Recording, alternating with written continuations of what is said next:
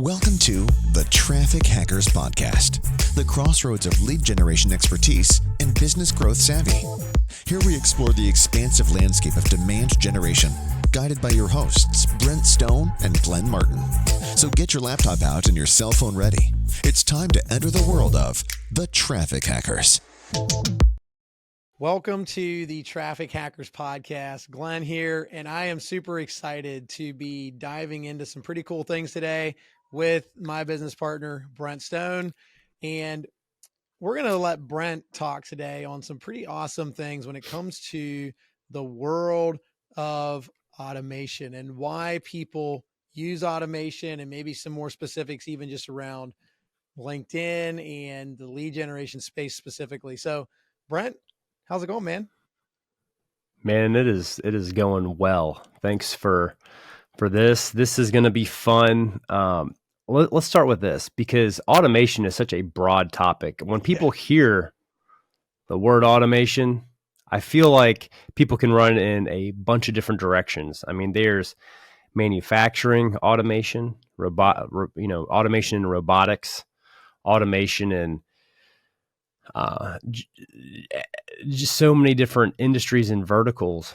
You know, when we start talking about sales automation, I feel like there's some people where their eyes kind of like roll back into their head and they're just like, yeah, but is that really effective? And there's just, there's a lot there where, because, you know, what we do with the Traffic Hackers, you know, we're trying to give people insider secrets, tips, free resources, and different things. Here's what I can tell everyone whose eyes might be rolling into the back of their head. Bring them back and focus here on us, you know, for a second, or just tune your ears in if you're listening. What I can tell you is that there are ways to do this efficiently and effectively. We know firsthand, and I know firsthand because we run our own prospecting automation software. We own that company. And so we own the software, and I know it works good. And you're thinking, well, yeah, well, you're biased and you're trying to sell it. Well, here's the thing. Based upon my moral compass and everything else, if I sit here and try to feed you a line of whatever, I'm not going to be able to sleep good at night. I'd rather sleep good than try to sell something that doesn't work. What I can tell you is that I've been running this software now for the last couple of weeks. After we got out of beta and we had a bunch of users using this in beta, we have this really incredible process that delivers results. And even if you don't choose our brand of software, which I'm not even like talking about right now, you don't even know the name of it. If you went with one of the other available ones out on the market, it's going to save you a lot of time and energy. Now, I do believe that ours is the best. We got a certain safety protocol built in, and it's based off the programming of the personality of the client. So my automation runs just like me. Like if Brent Stone is on, you know, LinkedIn and I'm messaging people, and let's say I'm not the best and I log on, you know, once every 3 days to LinkedIn, I have my system programmed to act like me. I go on, I view someone's profile, I go check out their experience, their work history, you know, maybe I send them a connection request, and with the same type of nuances that I would have with scouring the platform, looking for people that I want to connect with, it does that. Mm-hmm. And then it just makes me more efficient because I don't have to do that anymore.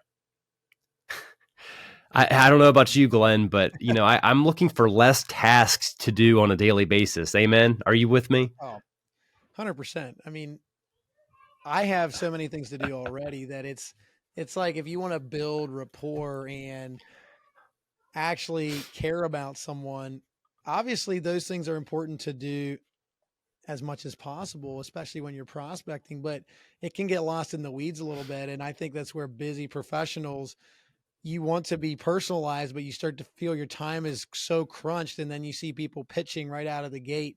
And I think a lot of times it's not desperation for clientele. A lot of times it's desperation for time. And they're just like, man, I know I can help this person. That's what it is. Do it quickly. I had somebody today actually that went and sent me some messages on Facebook Messenger, and I got a pitch right after they told me that they wanted to connect. And I'm like, how long have you been doing this? And she's like, well, 2 years. And I'm just like, listen, so-and-so, I'm really not impressed with the speed at which I'm getting a pitch. If you're this experienced blah, blah, blah, blah, blah.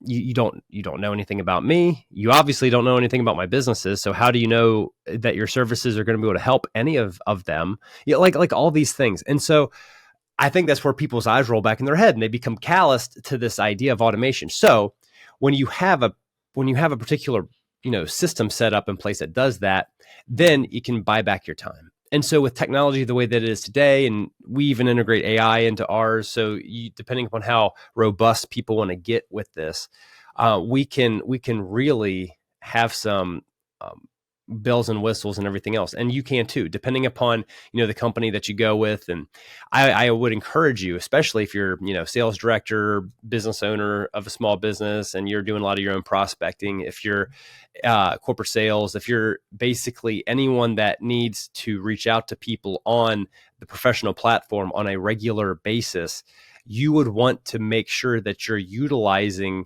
some form of automation just so you can buy back hours of your day. Responding to people and other things, you can pre-program responses based upon certain conditions if you use the right automation tool. And so a lot of these things seem like it's just boring, but at the end of the day, you're spending hours, maybe not every day, every week you're spending hours trying to answer potential prospects, be kind to them, not put them off. I mean, it's just it can be a time waste. One thing that I can say is that when people are looking at trying to be personable, there's different ways that you can take your automation in the in the vertical of sales and outreach and all these things, and you can basically have, based on conditions, those conversations dumped into a pool where you can pick up, or you can our software, you can jump in at any point during the conversation and take over. But there's some that can just dump people out into a space where it sends you a notification or whatnot, and then you can just kind of pick up where the conversation stops.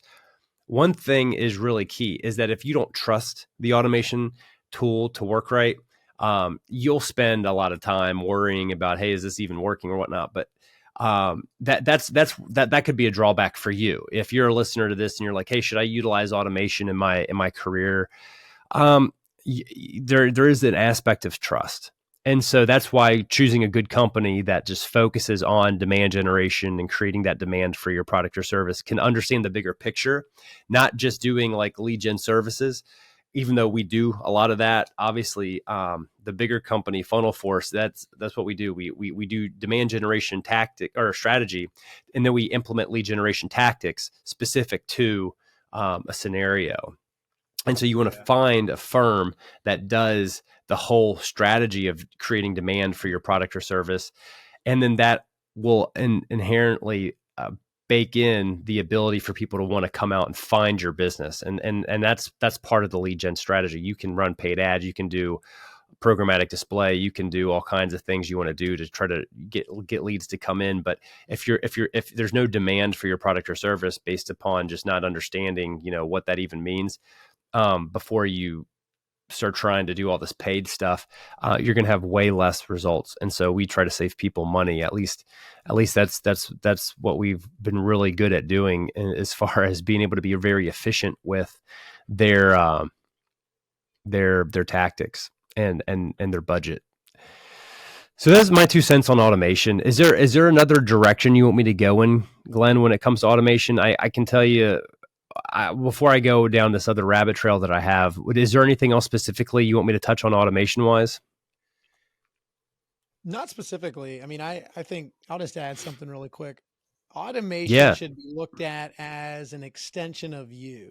So, when you automate something, it should not be highly, highly personalized things that only you can do, but it should be things that are an extension of you, that are what I call busy tasks, things that are maybe not in and of themselves, income producing activities, but they lead to income producing activities. Right. And so that's what I would look at for automation. And one thing that we're talking about here is a software is only as good as it can be customized. right?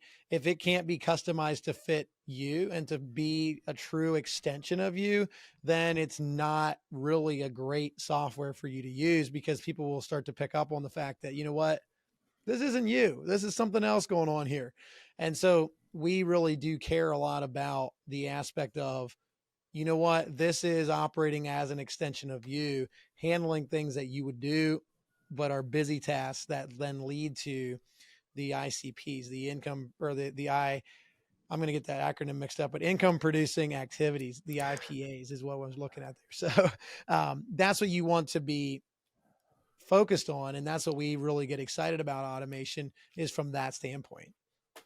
So yeah, go down your rabbit trail. I want to chase a rabbit a little bit. So that'd be fun. Well, I don't know how far we're going to go down that rabbit trail, but basically it's just this. If you're running a business, and Glenn and I have other businesses outside of what we do with Funnel Force and Lead Tether and Proforce and the whole, portfolio of Funnel Force there, we have to try to figure out how to maximize that time. And so we created this based on knowing that businesses need leads. We've spent, our working career in different types of businesses where lead gen has been a predominant backbone of our responsibility in those types of businesses. So for us, it's like the expertise is there. Now, how do we basically go and take our experience and what we've seen in trying to produce leads for not only ourselves, other businesses, and maybe jobs that we worked for? How do we do that for our clients? I mean, we've done it for our entire working career and have had to do it well. And otherwise we wouldn't have been in business, or we wouldn't have, had good track records at the jobs that we worked doing sales and all these other things. So now we want to be able to turn around and say, hey, we know how to do this really well. We've been doing it for now multiple decades, and we can turn around and then help people with doing this same type of task, but then help them manage the tasks and automate those tasks. So that's pretty much it on my end. I feel like that's as much rabbit trail as we'll go on today. But yeah, how about we just wrap up from there, and we'll pick it up on the next episode. Thanks so much for listening in and watching the Traffic Hackers today. Until next time, keep driving that traffic.